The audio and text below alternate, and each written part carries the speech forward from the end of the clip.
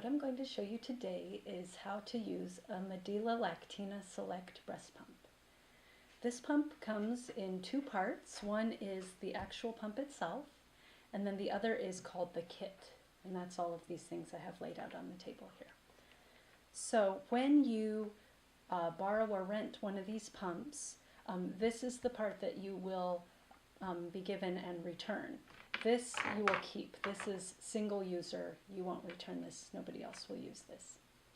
So the parts are, first we have what are called breast shields or flanges in two different sizes.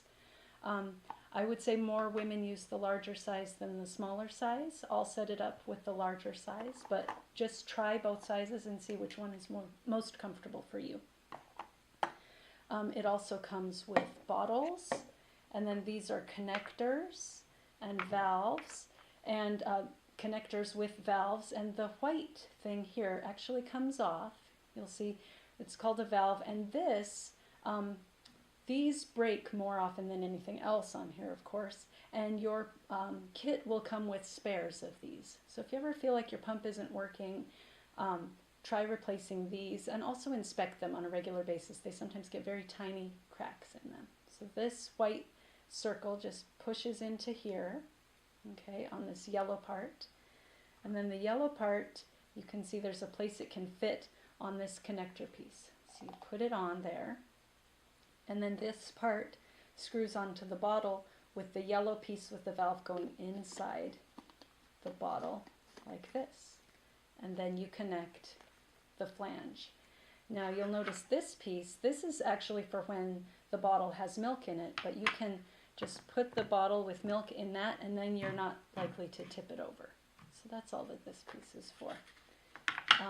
And you also have bottle caps to screw on the bottles when you're done. Okay, so there's one bottle set up, and I'll set up the other one. Screw this on and attach the flange. Okay, so you need these two things set up. Now, the next part of the Lactina is this piston part. And the piston can slide back and forth, and it also has this white dial on it that goes from min to max. Min is the lowest amount of suction from the piston, and max is the highest suction. Now, what you can actually do with this, if the electricity ever goes out or for any reason you want a manual pump, you can actually just screw this on the back of one of your breast shields like this, and you can pump like this. It's a manual pump just like that. This is where the suction is coming from. Okay?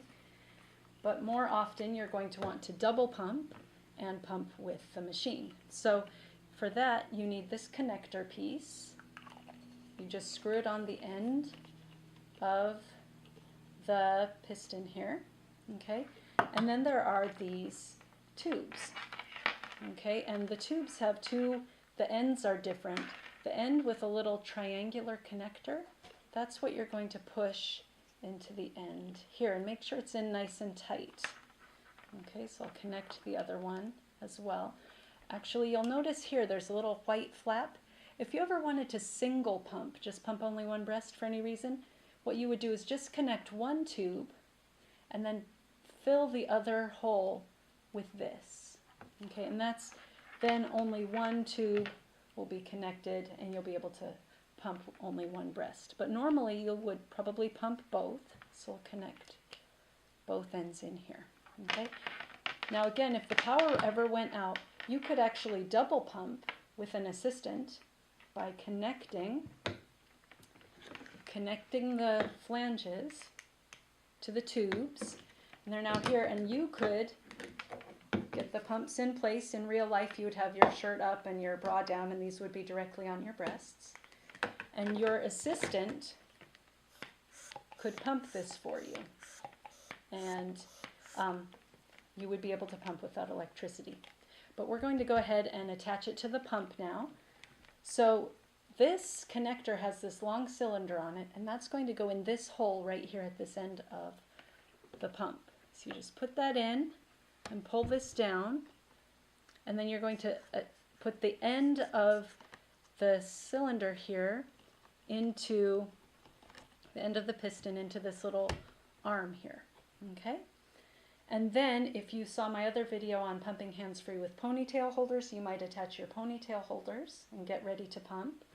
Or if you have a special pumping bra or whatever you have, I highly recommend pumping hands-free. So you get your pump set up, ready to pump, okay? Then what you'll do is, to start, I recommend having this dial on minimum and the speed all the way up to 7, so that when you turn the pump on, the suction will be at its lowest level and the speed will be the fastest this pump goes. So you'll turn it on and it starts pumping, okay? Now, the reason we want it on low suction and high speed is to mimic a baby. When they begin to breastfeed, they use lighter suction and they kind of do it a little bit faster. Then I would pump that way for about 2 or 3 minutes, or until you feel your milk begin to let down. You may see more sprays coming through in the flange here. You may start to feel a tingling or a pressure or something in your breast. Some women feel they're let down, others don't. But you can see once milk begins to come out of your breasts. Then I suggest that you first turn the speed down to about 3 or 4, somewhere around there. Turn the speed down and turn the dial up, the suction, up as far as you comfortably can. Some women will actually go until the pump is a little bit uncomfortable and then go down slightly from there until it's comfortable. The goal is to have it be the strongest, comfortable suction for you, but not painful. So once you're done with your pumping session, you've pumped for about 10, 15, 20 minutes, however long you're pumping for. What you can do then is, you've been pumping with these like this, you can take them out of your hands-free ponytail holders or bra and then disconnect the tubes from the bottles. You may go ahead and use this piece to put your milk safely here so it won't tip over. And then I would wrap these, just kind of twist the tubes gently, not kinking them or anything, but just twist them gently and store them up here.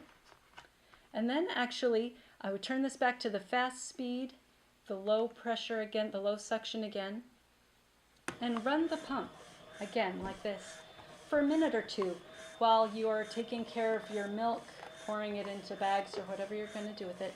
What this does is it cleans out, it pushes air in and out of these tubes, which dries out any condensation that may have formed in there. So this demonstration today was how to use the Medela Lactina Select breast pump.